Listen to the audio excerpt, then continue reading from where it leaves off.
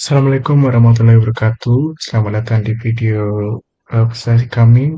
Kami dari kelompok 2 ingin memaparkan hasil diskusi kami terkait bab 12 dari mata kuliah metodologi penelitian yang berjudul Measurement, Scaling, Reliability, and Validity.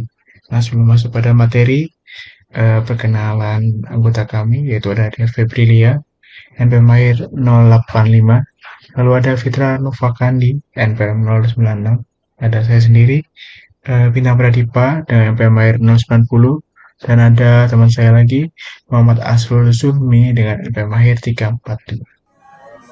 Oke, saya akan menjelaskan introduction pada bab ini, yaitu menjelaskan bahwa pengukuran dalam penelitian berarti memberikan angka atau simbol pada karakteristik objek berdasarkan aturan tertentu yang sudah ditetapkan.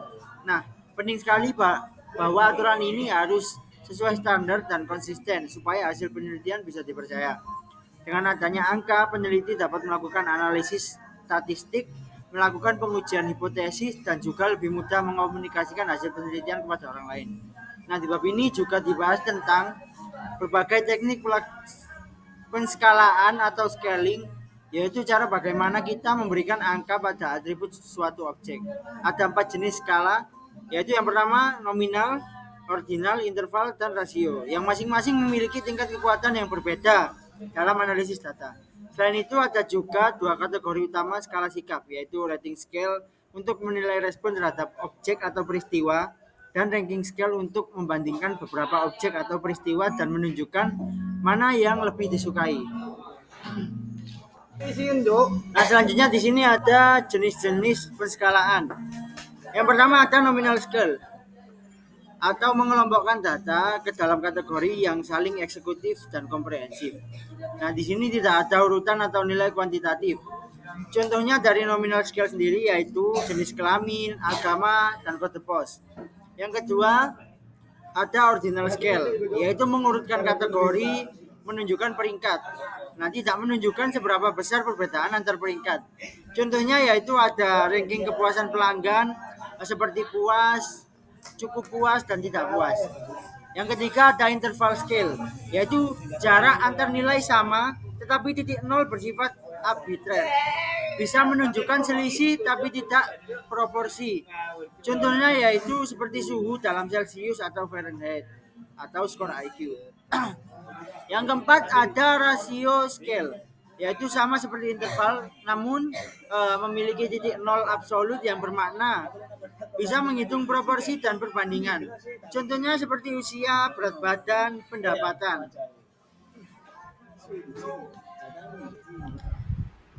Baik, yang selanjutnya adalah ordinal or interval. Jadi, yang dipermasalahkan adalah apakah skala Likert dianggap ordinal atau interval. Jadi dari pandangan ordinal, kita itu hanya tahu urutan tapi tidak tahu apakah jarak antara setuju dan sangat setuju sama dengan jarak antara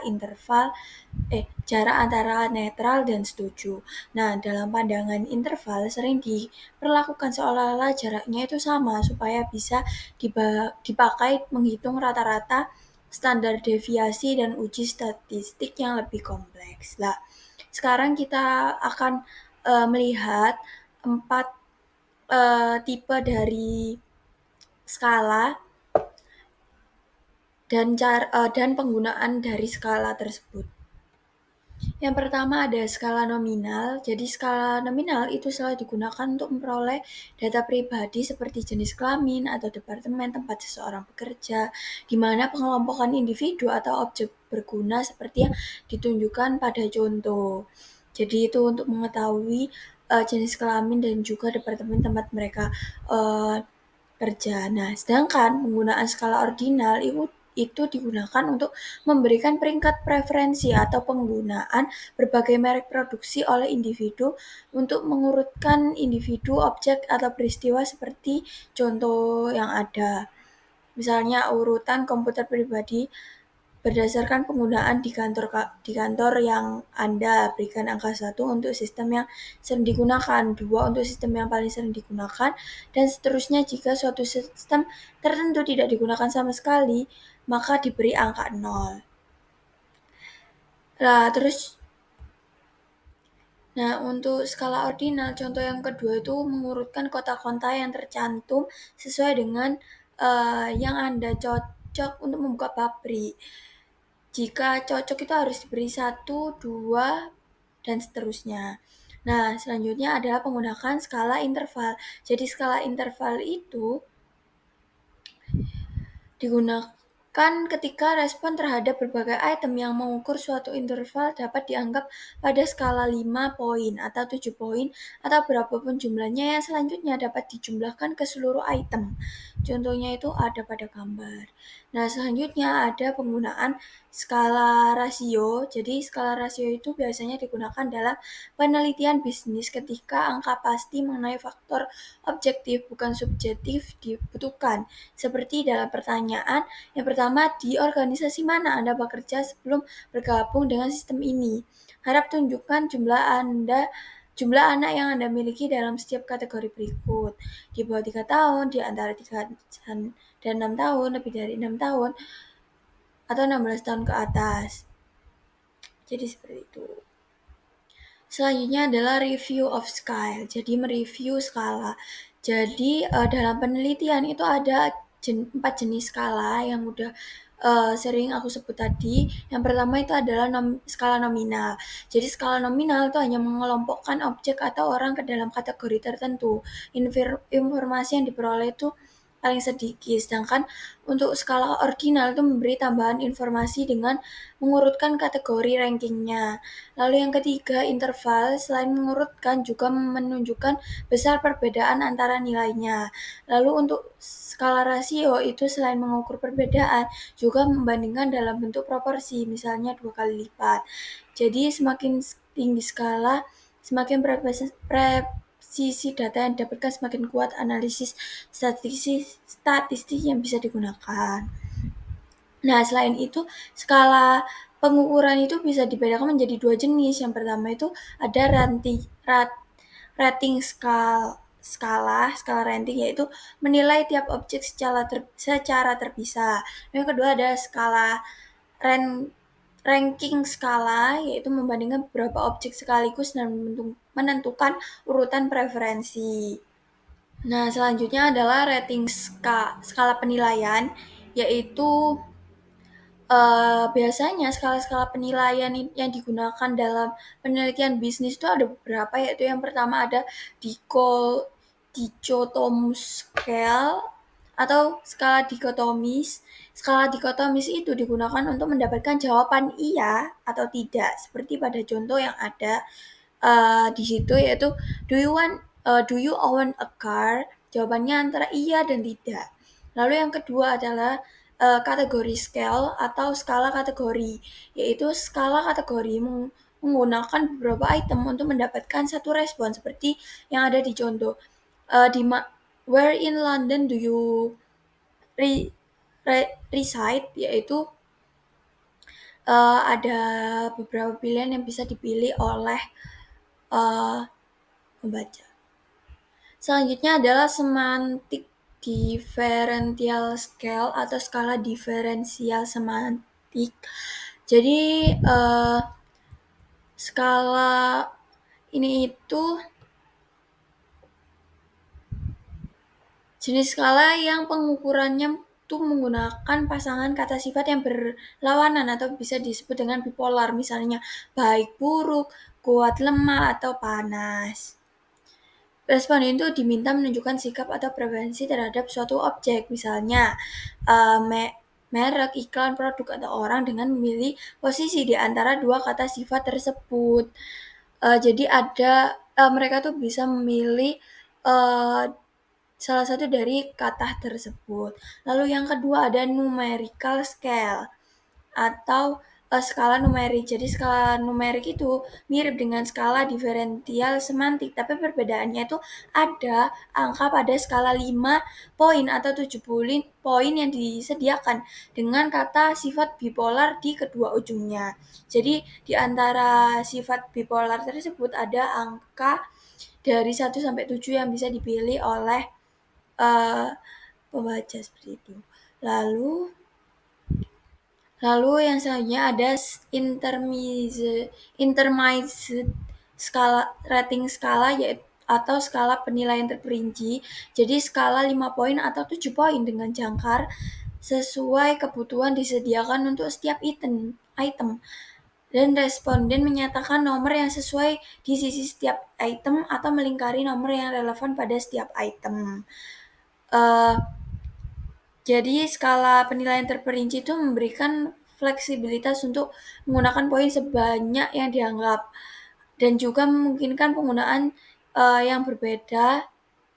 Ketika poin netral diberikan, skala tersebut merupakan skala penilaian seimbang, dan ketika tidak, skala tersebut merupakan skala penilaian yang seimbang. Bisa dilihat di contoh yang sudah ada. Selanjutnya kita akan membahas Likert Scale. Jadi Likert Scale ini itu didesain untuk mengukur seberapa kuat subjek itu setuju atau tidak setuju dengan statement. Nah, untuk contohnya di sini itu kan ada angka 1 sampai 5, yang dimana angka 1 itu berarti sangat tidak setuju. Kemudian angka 2 menandakan tidak setuju. Yang ketiga ini neither agree or disagree atau netral. Nah, angka keempat ini menunjukkan setuju dan angka 5 ini menunjukkan sangat setuju. Nah, untuk contohnya di sini itu menggunakan Likert Scale itu untuk mengetahui seberapa setuju dengan statement di bawah ini. Jadi yang pertama itu my work is very interesting. Jadi tinggal diisi. Kalau mau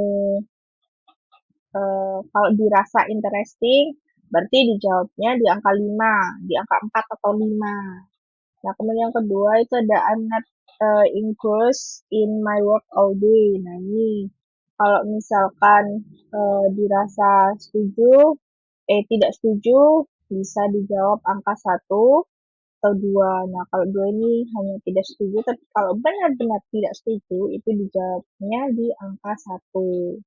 Nah, kemudian contoh terakhir itu life without my work would be dull.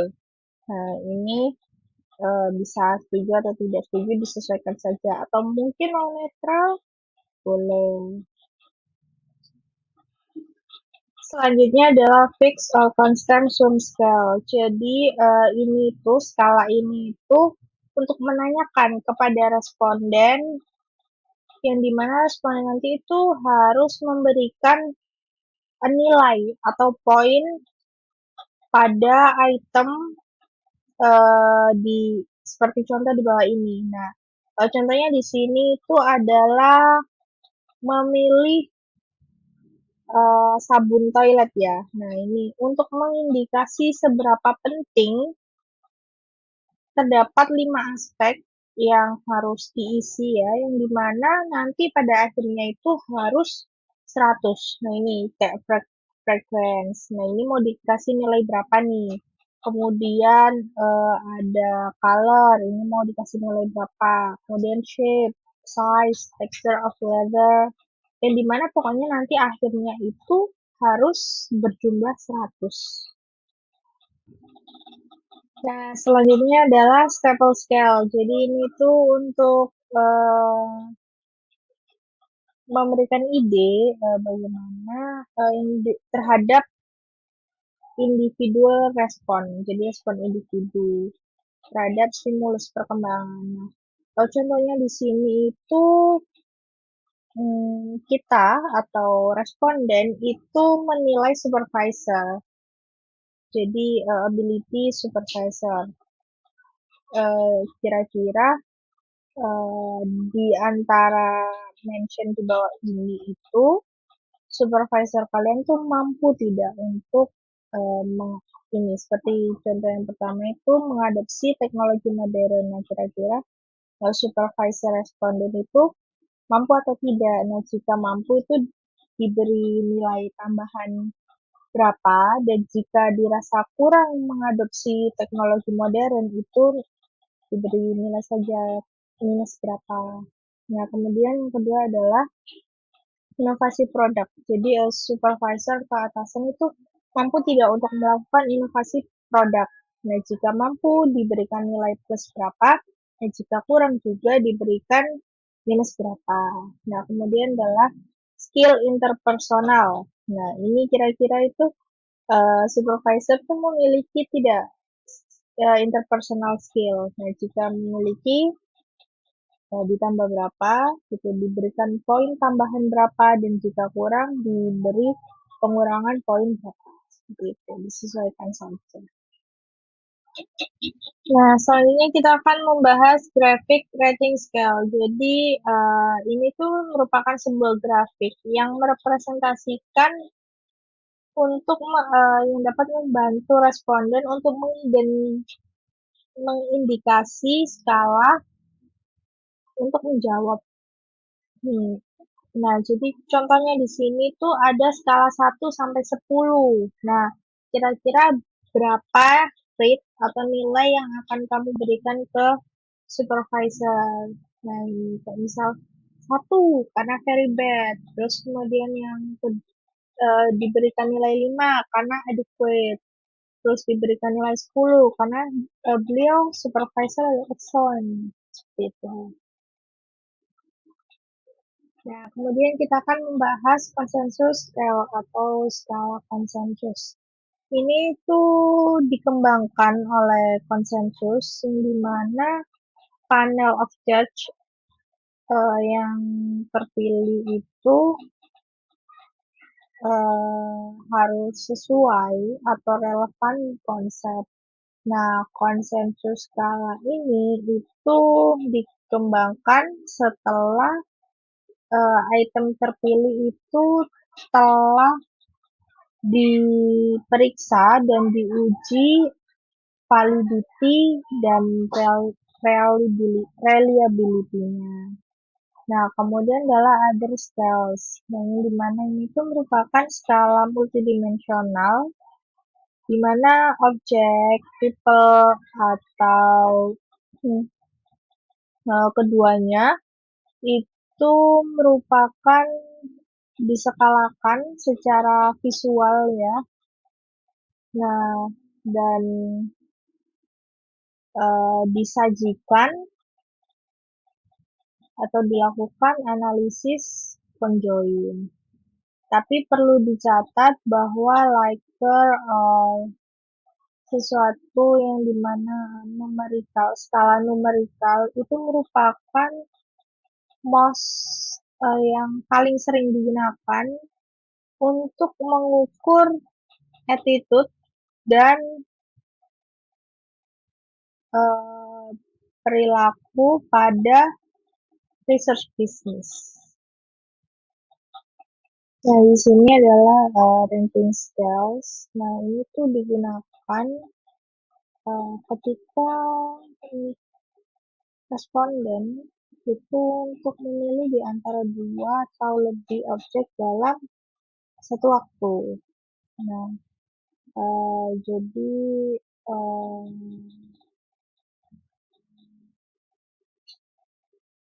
however, nah di sini tuh mungkin aja perankingan ini tuh juga tidak dapat memberikan terhadap clue, tidak bisa memberikan clue terhadap jawaban yang kita cari. Nah, di antaranya itu ada apa aja? Yang pertama itu paired comparison, yakni skala ini tuh digunakan ketika ada di antara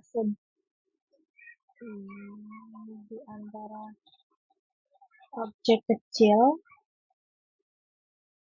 yang dimana responden itu harus menjawab untuk memilih di antara 2 objek dalam satu waktu. Nah, kemudian adalah forced choice yang dimana ini itu memungkinkan responden untuk meranking objek yang dimana relatif satu sama lain. Nah, di antara alternatif yang disediakan.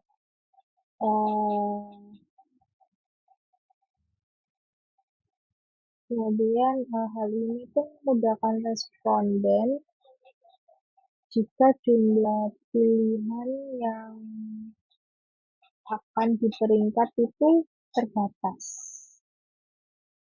Nah, contohnya di sini itu seperti assigning, yaitu memberikan angka 1 pada pilihan yang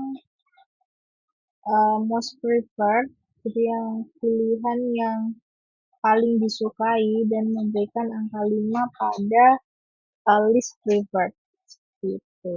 Nah, kemudian ada comparative scale yang dimana ini itu disediakan untuk memberikan tolak ukur benchmark atau sebuah titik acuan untuk menilai attitudes atau sikap terhadap objek, peristiwa, dan situasi terkini yang diteliti. Nah, untuk contohnya di sini itu seperti ini ada kondisi keuangan yang fluktuatif itu dibandingkan dengan saham. Jadi kira-kira seberapa bijaksana dan bermanfaat jika berinvestasi pada obligasi pemerintah. Nah, ini kalau 1 itu lebih bermanfaat, kemudian angka 3 itu hampir sama, dan angka 5 itu kurang bermanfaat. Selanjutnya adalah international dimension of scaling. Jadi perbedaan budaya itu bisa membuat perbedaan isu pada skala. Nah, misalnya di sini adalah 5 poin atau 7 poin skala itu bisa membuat perbedaan di US. Namun, respons subjek ini tuh jika di berbeda negara itu mungkin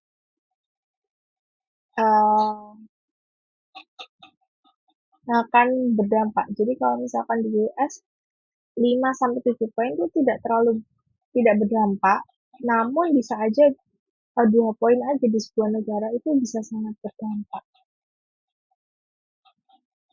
Nah, kemudian goodness of measures. Jadi setelah kita mendefinisikan variabel dan menggunakan teknik skala, itu penting untuk memastikan bahwa instrumen yang dikembangkan untuk mengukur suatu konsep itu benar-benar benar-benar mengukur variabel tersebut dengan akurat, dan bahwa pada kenyataannya kita itu benar-benar mengembangkan benar-benar mengukur konsep yang ingin kita ukur.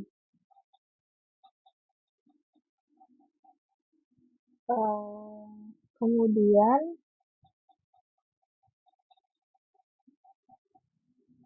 hal ini itu untuk memastikan bahwa mendefinisikan variabel persepsi dan sikap secara operasional itu kita tidak mengabaikan beberapa dimensi dan elemen yang penting untuk memasukkan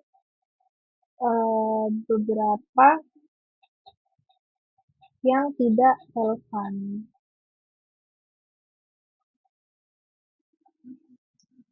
Nah, kemudian kita akan membahas item analisis. Jadi sebenarnya analisis item ini tujuannya itu 2.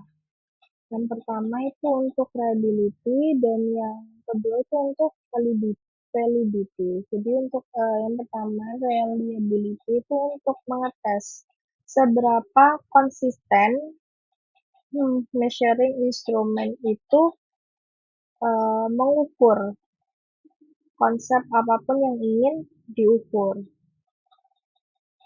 Nah, kemudian untuk validity itu untuk mengetes seberapa baik instrumen yang dikembangkan itu dapat mengukur konsep partikular yang ingin diukur. Seperti itu.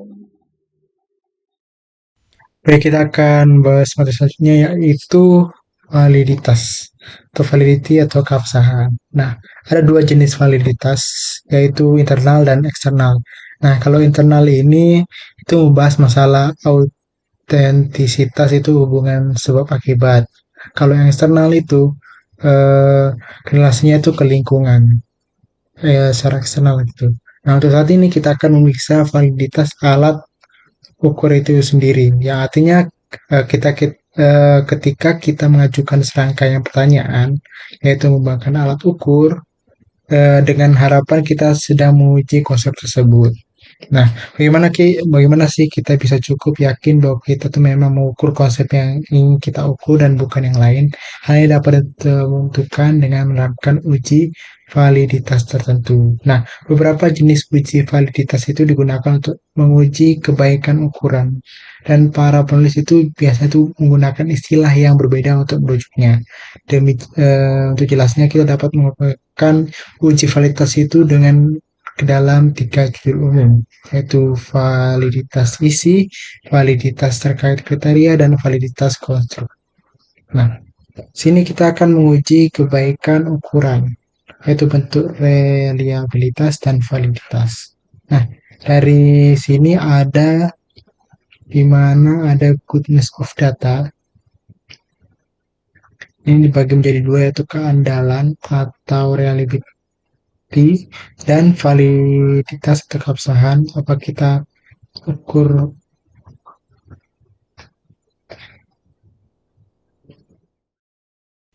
Yang selanjutnya adalah internal consistency of measure atau konsistensi internal pengukuran. Nah, konsistensi internal ini ukuran yang menunjukkan homogenitas si item dalam ukuran yang mengacu pada konstruk. Dengan kata lain, item-item tersebut harus saling terkait sebagai satu set dan mampu mengukur konsep yang sama secara independen sehingga responden itu memberikan makna keseluruhan yang sama pada setiap item. Hal ini dapat dilihat dengan berbagai atau memeriksa apakah item dan subset tadi itu berkorelasi tinggi. Nah, konsistensi dapat diperiksa melalui uji reliabilitas konsistensi antar item dan reliabilitas terbagi dua. Ada inter-item consistency reliability dan split half reliability. Nah, pertama keandalan konsistensi antar item, di mana ini adalah uji kompetensi jawaban responden terhadap semua item dalam suatu pengukuran, di mana sejauh item tersebut merupakan pengukuran independen dari konsep sama. Item-item tersebut akan berkorelasi satu sama lain. Uji reliabilitas konsistensi antara item yang paling populer adalah koefisiensi alpha Cronbach pada tahun 1946, yaitu digunakan untuk item berskala multipoint dan rumus Gooder Richardson tahun 1937 itu digunakan untuk item dikotomi. Semakin tinggi koefisiennya, semakin baik instrumen pengukurannya. Yang kedua ada split half reliability, di mana ini mencerminkan korelasi antar dua bagian instrumen. Estimasi itu akan bervariasi tergantung pada bagaimana item dalam pengukuran itu dibagi menjadi dua bagian. Nah, reliabilitas split half ini mungkin lebih tinggi daripada alpha Cronbach hanya jika terdapat lebih dari satu dimensi respon dasar yang digunakan oleh pengukuran dan ketika kondisi tersebut lainnya juga terpenuhi. Nah, karena itu dalam hampir semua kasus alpha Cronbach ini dapat dianggap sebagai indeks reliabilitas konsistensi atau item yang sangat memadai. Kita akan bahas selanjutnya yaitu soal reliability atau keandalan. Nah, Reliabilitas itu suatu alat ukur yang menunjukkan sejauh mana alat ukur tersebut itu bebas dari bias atau bebas kesalahan dan dengan demikian memastikan pengukuran konsisten lintas waktu dan di berbagai item dalam instrumen. Dengan kata lain, reliabilitas ini suatu alat ukur merupakan indikasi stabilitas dan konsistensi instrumen dalam kita itu mengukur konsep dan bantu nilai kebaikan suatu alat ukur. Nah, selanjutnya ada stability of measure atau stabilitas ukuran. Ini kemampuan suatu pengukuran itu tetap sama seiring waktunya. Meskipun kondisi pengujian itu tidak terkendali atau kondisi responden itu sendiri menunjukkan stabilitasnya yang dan kerentanannya yang rendah terhadap perubahan situasi. Hal ini membuktikan kebaikannya itu karena konsep tersebut diukur secara stabil kapanpun dilakukan. Ada dua cara pengujian stabilitas ukuran ini. Yang pertama ada retest reliability dan parallel form reliability. Nah, jadi yang pertama ini ada retest reliability ini yang diperoleh dengan mengulang pengukuran yang sama pada kesempatan kedua. Yang artinya ketika kuesioner yang berisi beberapa item yang mengukur suatu konsep itu diberikan kepada suatu kelompok sekali kepada responden yang sama, katakanlah beberapa minggu hingga 6 bulan kemudian, maka korelasi antara skor yang diperoleh pada dua waktu yang berbeda dari kelompok responden yang sama itu disebut koefisien tes ulang. Nah, semakin tinggi nilainya, semakin baik reliabilitas fasilitas ini. Dan akibatnya stabilitas pengukuran dari waktu ke waktu. Yang kedua ada parallel form reliability. Di mana ketika respon itu pada dua set pengukuran yang sebanding dengan menggunakan konstruk yang sama yang sangat berkorelasi. Nah, kita itu memiliki kalau bentuk paralel, kedua bentuk tersebut memiliki item yang serupa dan format respon yang sama. Dengan satu-satunya perbedaan itu adalah di susunan kata dan urutan pertanyaannya. Yang ingin kita pastikan di sini adalah variabilitas kesalahan yang dihasilkan oleh susunan kata dan urutan pertanyaan tadi. Nah, jika bentuk yang sebanding tersebut berkorelasi tinggi, kita tuh dapat cukup yakin bahwa pengukuran tersebut cukup andal dengan varian kesalahan minimal yang disebabkan oleh susunan kata, urutan, atau faktor lainnya. Nah, selanjutnya skala pengukuran reflektif versus formatif. Saat ini penting untuk kembali ke argumen bahwa item-item dari pengukuran multi-item itu harus saling terkait sebagai satu set dan mampu mengukur konsep yang sama secara independen. Ini mungkin membuat kita tuh pusing saat ini, tetapi pasti akan menyelamatkan kita dari masalah lebih besar dalam karya kita sebagai peneliti di masa depan atau tugas-tugas berikutnya. Jadi faktanya item-item yang mengukur suatu konsep itu tidak harus selalu saling terkait. Hal ini hanya berlaku untuk skala reflektif, tetapi tidak untuk skala formatif. Nah, apa itu skala reflektif? Nah, skala reflektif itu item-itemnya itu diharapkan berkorelasi. Tidak seperti item yang digunakan dalam skala formatif yang akan dibahas selanjutnya. Setiap item dalam skala reflektif itu diasumsikan memiliki dasar yang sama atau konstruk yang mendasari minat. Oleh karena itu, peningkatan nilai konstruk akan menghasilkan peningkatan nilai untuk semua item yang mewakili konstruk tersebut. Nah, lalu apa yang dimaksud dengan skala formatif dan mengapa item-item dalam skala formatif itu tidak selalu berkaitan? Nah, skala formatif itu digunakan ketika suatu konstruk itu dipandang sebagai kombinasi penjelasan dari indikatornya. Nah, kita ambil contoh saja indeks deskripsi pekerjaan. Sebuah ukuran komposit yang bertujuan untuk mengevaluasi proses kerja. Ukuran ini mencakup 5 dimensi. Jenis pekerjaan itu 18 item, peluang promosi itu ada 9 item, dan kepuasan terhadap supervisi itu ada 18 item. Dan rekan kerja itu 18 item, dan gaji itu 9 item. Dari kelima dimensi tersebut dapat dipandang sebagai 5 karakteristik penentu kepuasan Ya. Nah, skala yang membuat alternatif belum tentu terkait disebut skala formatif. Telah dijelaskan tadi sebelumnya bahwa skala formatif digunakan ketika suatu konstruksi seperti kepuasan kerja itu dipandang sebagai kombinasi penjelasan dari indikator-indikatornya. Nah, indeks persepsi pekerjaan itu karena peningkatan nilai salah satu indikatornya seperti kesempatan untuk promosi itu diperkirakan akan menghasilkan skor kepuasan yang lebih tinggi terlepas dari nilai indikator lainnya. Perlu diingat, skala formatif yang baik adalah skala yang mewakili keseluruhan domain konstruksinya. Artinya, skala yang valid harus mewakili semua aspek relevan dari konstruk yang diminati. Meskipun aspek-aspek tersebut belum tentu itu berkorelasi. Meskipun menguji konsistensi antar item skala refleksif masuk akal, menguji konsistensi antar item skala formatif tidak masuk akal. Alasannya kenapa? Alasannya karena kita itu tidak mengharapkan item-item dalam skala formatif itu bersifat homogen. Dengan kata lain, kita itu tidak mengharapkan semua item itu berkorelasi. Oleh karena itu, uji konsistensi jawaban responden terhadap item-item pengukuran formatif itu tidak memberikan informasi apapun tentang kualitas instrumen pengukuran kita. Yang perlu catat bahwa terhadap metode lain itu untuk menilai kualitas skala formatif. Baik, demikianlah dari pemaparan materi kami soal bab 12 ini. Semoga yang mudahnya dapat bermanfaat. Mohon maaf apabila ada salah kata, salah pemahaman. Wassalamualaikum warahmatullahi wabarakatuh.